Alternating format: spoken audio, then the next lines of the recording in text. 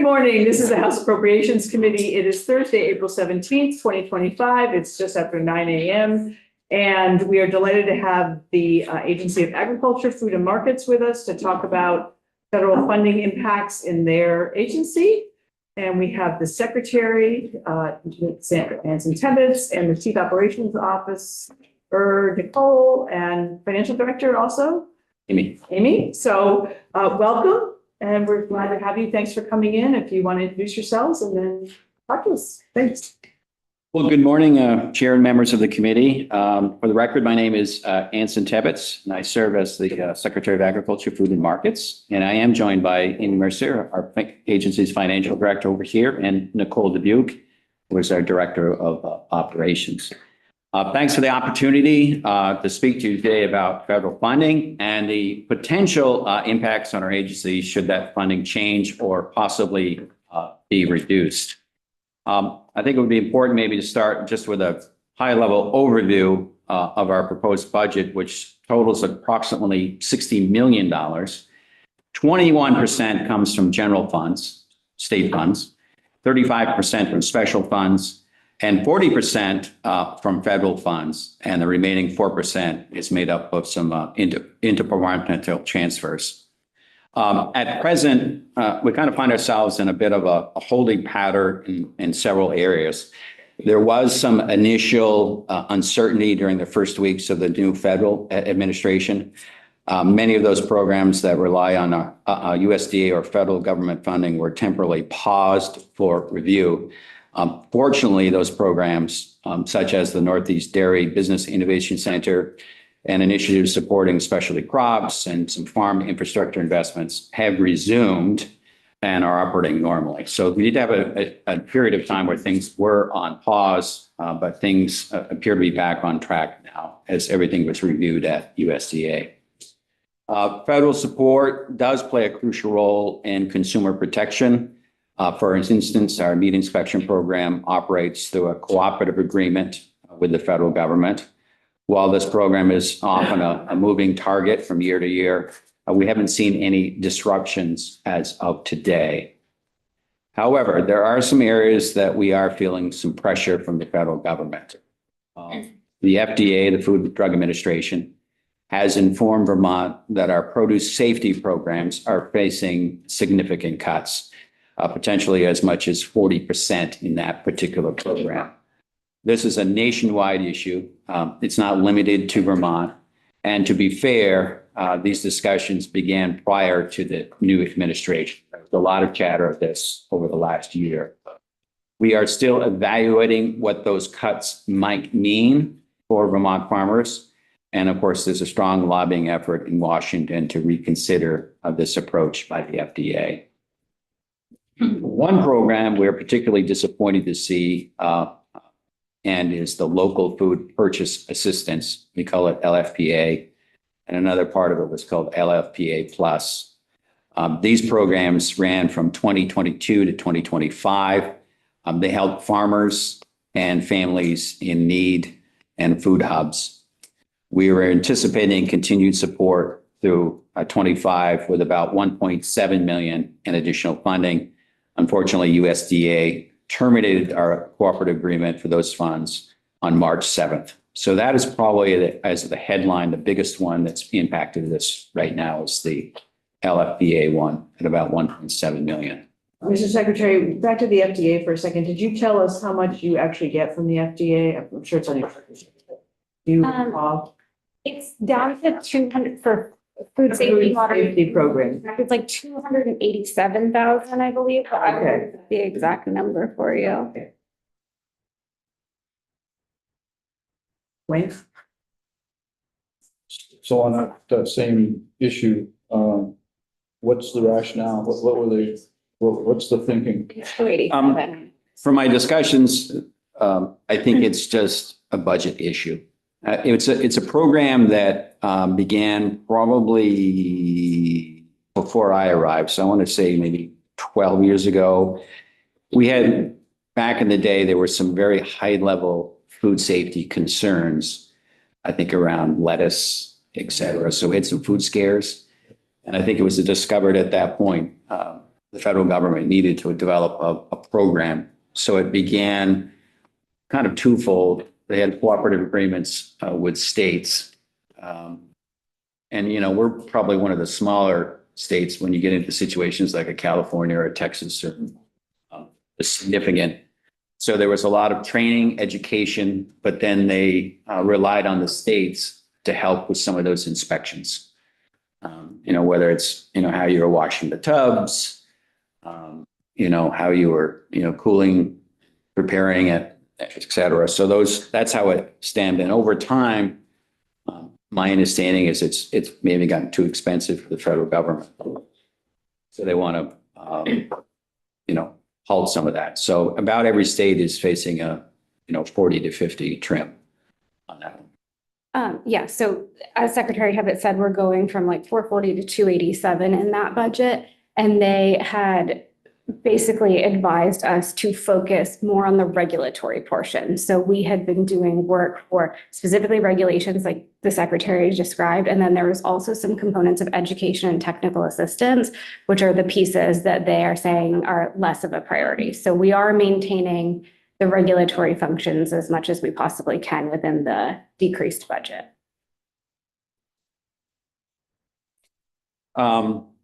And just a final note, Congress is yet to pass the Farm Bill, and we're way behind on that. It should have been done about a year and a half ago. And the Farm Bill is a critical 5-year roadmap for federal ag policy and also funding. When it does pass, it could bring additional changes to our budget and our programming. And I just want to highlight as well, we're just talking about state programs at the Agency of Agriculture. There are many other partners in Vermont that are facing some uncertainty, particularly at the USDA. We have a number of USDA employees through many of it is through conservation programs and so forth. So those things are in play as well. But I'm just speaking to you of the impacts immediately to the Agency of Agriculture. But I think over time, we will see probably some changes at the USDA level and some of the programs are possibly employees, whether it's with NRCS or whether it's with the conservation districts or whether it's with the Farm Services Agency, FSA, or Rural Development is another federal program that's in Vermont that helps with economic development and everything from energy to infrastructure. So that's kind of our story right now. I don't have a lot to share, but the ones that we do have is the local food purchase assistance program. We know it's gone away. And the produce safety one is the other one. It's kind of the highlights for us right now. Mr. Secretary, can I just sort of reflect back what I'm hearing is that there's the funds that are kind of on the fringe of the core stuff. I mean, they're important to our locals. But if this farm bill passes, is that when the agency really has to look really closely on how the things might change in terms of your core? I mean, if you're receiving this much money in federal funds, it sounds like what we've heard so far, again, are programs that have come and gone, and that, but what I'm hearing is that there's a lot of very core issues that are going to be dealt with a year and a half ago to now or whatever. Yeah, and we've had, historically some programs that are, got the meat inspection program, for example. It's been, that one's solid program. We're partners with them.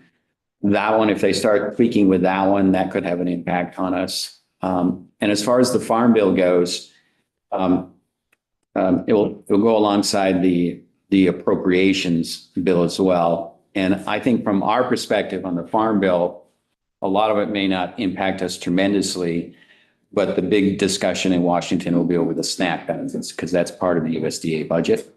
So there's a lot of pressure in USDA. I think it's close to 50% of the budget is related to SNAP benefits, et cetera, through that budget. So will be considerable debate because there's a lot of pressure in Washington to reduce some of those expenses on that end. So that I think is probably holding up a lot of the Farm Bill is that discussion of how that's going to land. But it's important that we do have a Farm Bill because it gives us a roadmap and stability for 5 years. We kind of know what's going to be happening. And then when you're farming, you kind of want to know if there's going to be conservation programs that are going to be available from year to year as they, go through. And sometimes cooperative agreements come and go.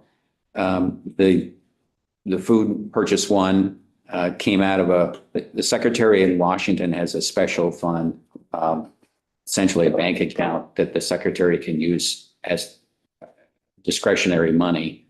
And it was made the determination because of the bird flu issue that's going across the country.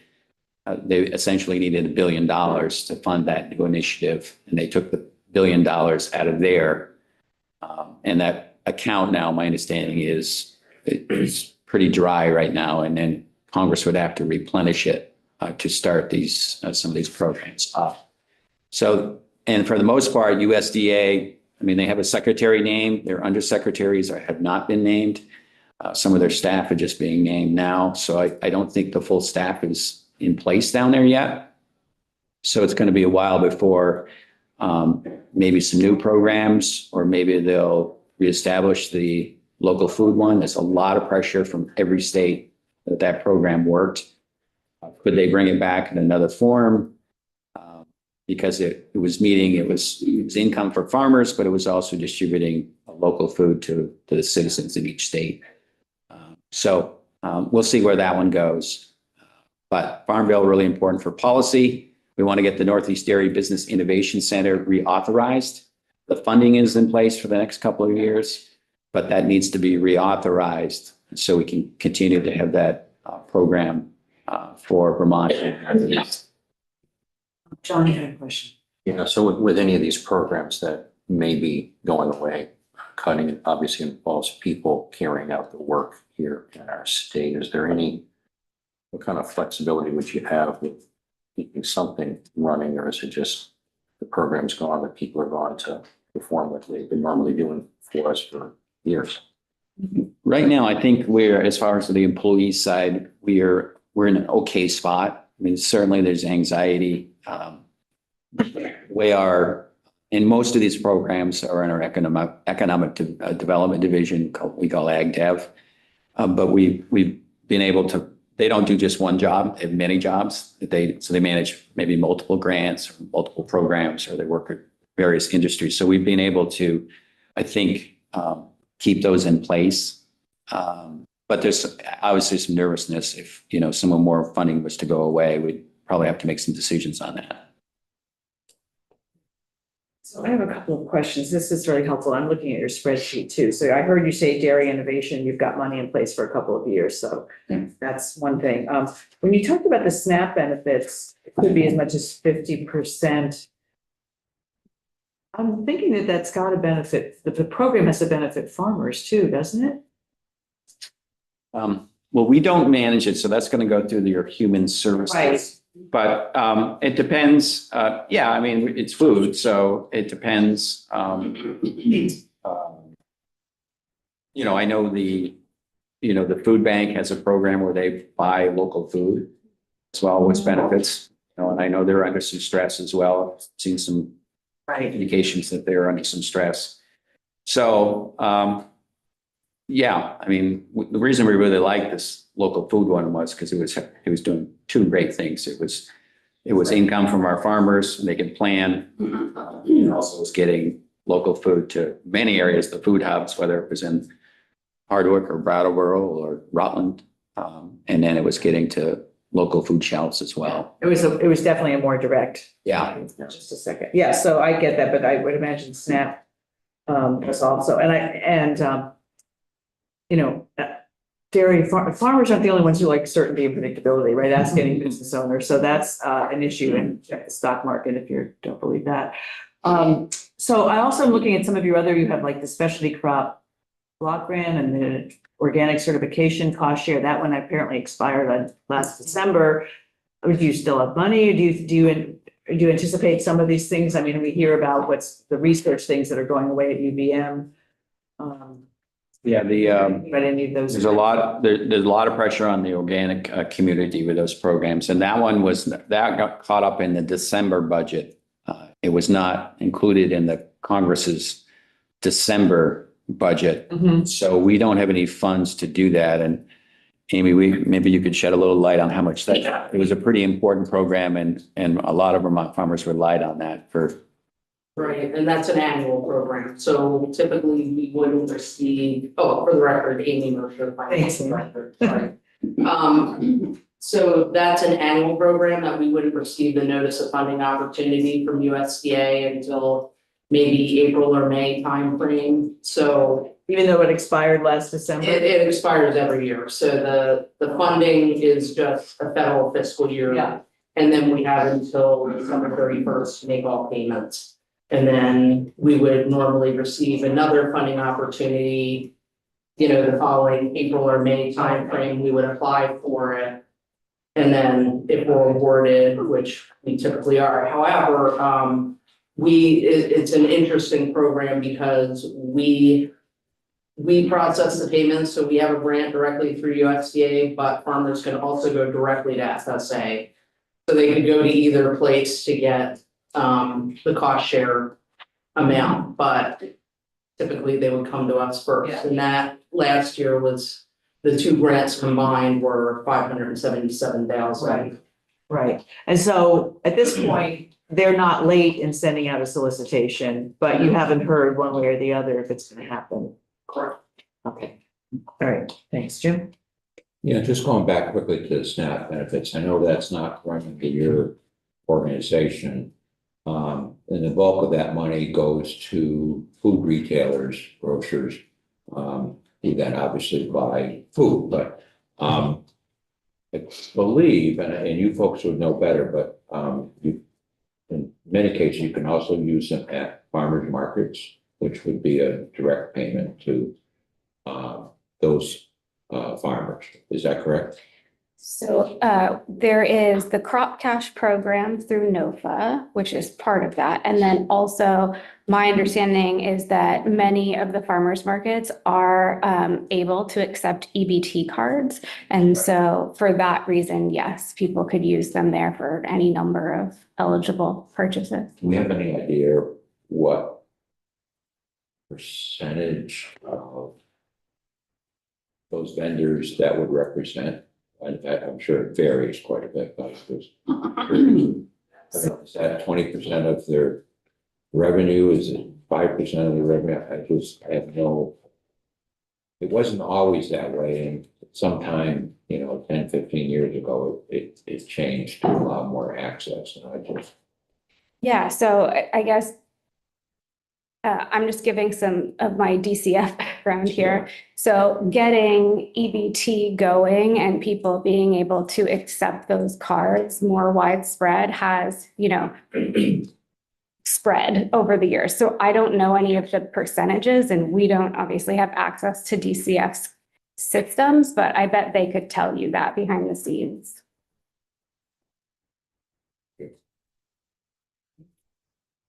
Just in terms of organic products across the board for agriculture, how is that market? Is it continuing to grow? Is it, what portion is it of the whole? Yeah, it's, for Vermont, a significant number of our farmers are organic. I think across the country, we're one of the highest. For example, dairy, about 25% of our dairy farmers are organic. And like the other conventional markets, they ride a roller coaster as well. My understanding is need more organic milk now, which wasn't the case maybe 3 years ago. So there is a need for organic milk in the Northeast. And that's not an easy one to solve because it takes a long time to get certified. So I know a lot of people are working on trying to get more organic milk, or maybe expand their herds a little bit more. So that's significant part of it. And the same is on, we have a number of produce farmers that are organic, and we're seeing it in maple as well. Some farmers are certified in maple. You know how prices for organic milk are right now, compared to? Yeah, I think Talking with some organic farmers, they've said they have received some price increases from their buyers lately. But on the other hand, they're facing some incredible input costs. And a number of them are a little nervous about the tariff discussion because some of that grain may be coming from Canada.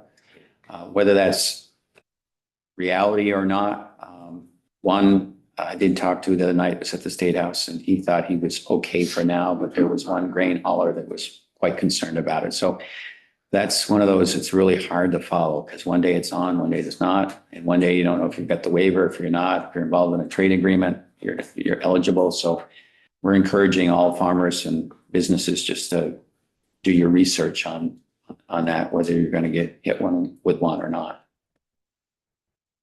You know what to get for non-organic for Non-organic, last year it was, I think farmers would say pleasantly surprised increase. And it was, it's hard to say because sometimes they're paid on the components, whether it's protein or whether it's butter fat. So I think most were, north of $20 per hundredweight. And, it's right on the cusp of the cost of production. And we have, the cost of animals is really high now. It's tough to find a milking cow now that's changed dramatically over there. And there's been a lot of calls around the country in some states of reduced production, which the reduced production usually means the increase. A tremendous amount of increase in, the butter markets are doing well. Value added is doing well. We're eating more cheese than we ever have across the country. But he doesn't like cheese. I know. So, I've heard they're getting $1,000 per calf. yeah, no, it's, What are they doing with that? Is that to replace herds or beef? yeah, the beef market has something to do with it. There's a shortage of beef across the United States as well. So it's an interesting space. And, probably a decade ago, we weren't getting very, very little for a calf. $100. Yeah. You practically wanted to give it away, but now it's not the case. It's switched. So it's the roller coaster that they're all riding, but I think it's very tough now to find, milking cows at a price. Tom and then Lynn. So overall, if worst case scenario happens, whatever that may be, what do you expect to happen, or how many positions are in the agency are reliant on federal money? Like if we have to come back and, our peers is coming back sometime in the hopefully not so near future, but in the near future to redo a budget, and there's going to be orders to say your agency has to change or there have to be RIFs of some sort. What do we rely on for federal money for staffing? So, sorry. Go ahead. In our worst case scenario, right, like we lose every dollar of federal funding, we do have several already limited service employees that are supported by federal funds across our agency. Amy has our budget binder, so I'm looking at you in the budget presentation where it gives out the breakout of positions. We'd just be looking for the number of limited service there.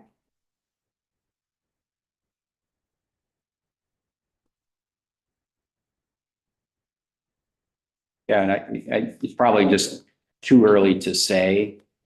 In our economic development sector, we do rely on a lot of federal cooperative agreements to fund those positions. So those will be ones to watch. We also got to watch, are they going to create some new cooperative agreements and they're going to send dollars to the state, and then we're going to develop some programs. Maybe USDA thinks we can deliver better service at a more affordable price. I don't know. So that's something to watch. I do hear a lot from USDA talking about partners, and I don't know what a partner means. Does that mean a state? Does that mean a nonprofit? Does that mean some other group? So that's the word. And I think we're just kind of trying to figure that out. And until I think the full team is in place in Washington, it's going to be really hard for us to judge this. So, but within the next, I would think by the fall, everyone would be in place, and maybe they're going to develop some new programs, or, we'll know the reality if some of these cuts are coming. Lynn and then John. Okay, my understanding, my perception of maple is that it is organic, simply because you can't fertilize the entire forest. However, is there paperwork involved? Yeah. And then the second of all, what are we doing about the Canadian maple syrup and the other syrup that, is there gonna be, what impact is that gonna have on this? This competition or? First on the certification of maple, NOFA is the group that does the certification, and they do have a process and guidelines and checklist that they do certify maple. So there is a program that some of our producers are marketing their product as organic, and I understand what you mean about it's pretty oil sap and becomes syrup, but there may be some processes along through either filtration or et cetera that may be. And I do know, talking to sugar makers, that they do walk the woods with them when they do the certification. So I talk about sugar maker. Yeah, they come and walk the woods and see what they're doing for things and et cetera. As far as, we all know Vermont leads the United States in maple syrup production, but just to the north of us, Quebec is the world leader. So this whole tariff discussion, there's lots of theories on that. Can we fill some of the void if it's too expensive for the Canadians to get it down here to some of the markets? The equipment side is something to watch, because most of the equipment for maple is made, I believe, north of the border. At one time, there was some made in Vermont. So some of the sugar makers were relieved that they'd purchased some of that equipment prior to the discussion of tariffs and some of that stuff. What that means over time. The other one is to watch is the container, which you put the maple in, and that goes for wine or spirits or the container. So we don't have a lot of people in the United States that are making maple containers. It goes up. Some people are using glass now. So where's the glass coming from? Are we importing that from China? Is that Europe? So the equipment, the container, and then the whole discussion of moving syrup around. And over time, if, I heard one maple economist speculating that, if it becomes too expensive for some Americans to buy, maybe they're not going to buy as much maple, so that could impact. So it's kind of a wild card with that. Okay, I've got John and then Wayne. Yeah. I just want to kind of go back to the grain import issue here and tariffs, where those things end up on a given day here.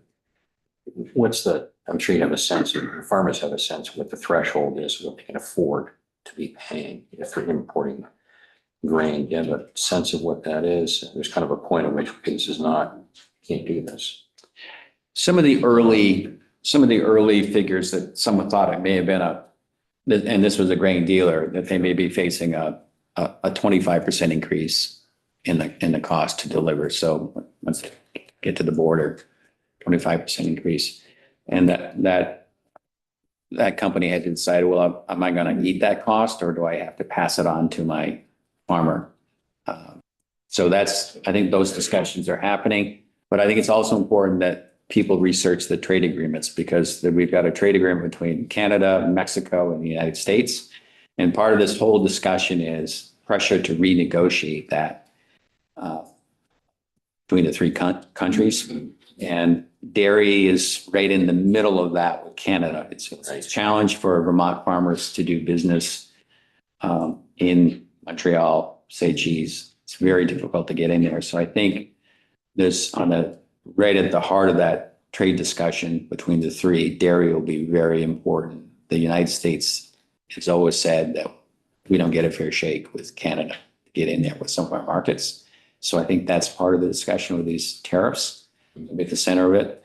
And it takes a while, and we've had some cases where some cheesemakers had gotten into Canada, but we're hearing that Canadians do not want any American products in their stores because of the relationship. So they pulled them, we're not buying it. And that is a big hit to some of our companies because they took a while to get in there and happen. So it's just such a moving target that it's really hard for all of us to, and I feel for our farmers and all these companies trying to manage this.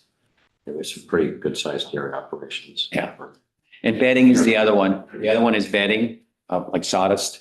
That is one that I think may impact our straw and, you know, some of those companies that are north of the border, maybe supplying some of our farmers. We're going to be hearing from Pat Titterton about tariffs Right. tomorrow, so I haven't seen the presentation, but I'm sure we'll have more questions when we hear from them. Thank you. I've got Wayne and then Lynn. So both, well, obviously for years and years, Canada hasn't been taking our milk. But back on the maple, what's the sense? I always had the impression that they might be manipulating the market someplace, the Canadians over the years also. Is there any of that weighing into any of the tariff discussions? And for those not familiar, Canada has a system where they have a quota system on maple, and they have one on dairy as well, but they have a reserve. So they keep a lot of their maple at times in reserve and stockpile it. And then when the market is correct, they may deploy it to the United States. And some of that maple may have made its way down earlier than anticipated because of this tariff discussion. So it may arrive before the things, kicked in. So that could be, anywhere. But a little bit here and there can have a dramatic impact on the Vermont producer and some producers, they have various markets. Some do direct consumer and they manage it. And some people, put it in barrels and then they sell it to a or someone. So it's I think it's a strategy when you hold on to it, when you release it. And a lot of it's dictated by what happens up north. A great resource on it is UVM Extension is Mark Islehart. If you ever wanted a real deep dive on the maple world, Mark is a great resource and has a handle on a lot of this. But yeah. And Lynn had a question. Yeah, what about fertilizer? Yeah, that's another one. A lot of fertilizer could be in play. I think Canada has a lot of potash. So that is one. And again, we're encouraging everyone to, look at the fine print, whether there may be some exemptions based on these trade agreements so that they may not be subject to some of these tariffs. But it's a really challenging one for us to follow. It's a challenging one, I can well imagine, for the farmer and the companies that are doing business across the border. I just wanted to go back to Rep. Stephen's question because Amy thankfully was able to look it up for us. So it's roughly 28 positions that are like federally funded, but that's not any one pot of money. And a lot of it is regulatory, which I'm speculating here, but I'm kind of less worried about that than like granting programs, but 28. Yeah. And usually we found, across the agencies, people are doing multiple things and some parts of their job are federally funded and some are not. So totally understand that it's just getting a number. It doesn't attach to 28 individual humans, but across the board, that's what it's comparable to. Yes, 28 FTEs. Right. It's not necessarily 28 humans. Right. And that is on the spreadsheet. Yes, I was noticing that. It just wasn't so good. Oh, great. So 28. Thank you for doing the math. I appreciate it. And committee, we have a larger spreadsheet that Secretary Clark sent our committee this morning that kind of has everybody's on it. So Aaron's going to print copies for us so that we'll have that. So just so you know on that. Any other questions for Ag? Anything else you guys want to? Spring's coming. Mhm. Spring's coming. Yeah. Oh, go ahead, Dave. Well, how complex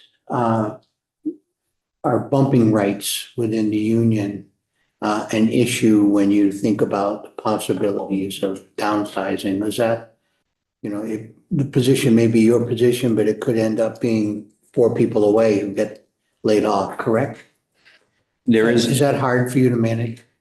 I think it's all kind of set in stone, right? So you just follow the contract, depending on what, and, I don't leave the impression we're going to head that way. I hope we're not heading that way, but that's all laid out in great detail. And I think last time we went through it was maybe 2008, 2009, when we had some downsizing. But it's all laid out in the contract. I wanted more for the members to know. I didn't know if they were aware of that aspect too. Essentially, if you have a skill set in one, Yeah. based on seniority, it could go maybe to another part of the state government. Yes. Which plays into the Department of Human Resources conversation about reclassifying positions and, Right. it's all interconnected. Gets- Those haven't happened, so whatever the rules are now are Or what we've got, yeah, exactly.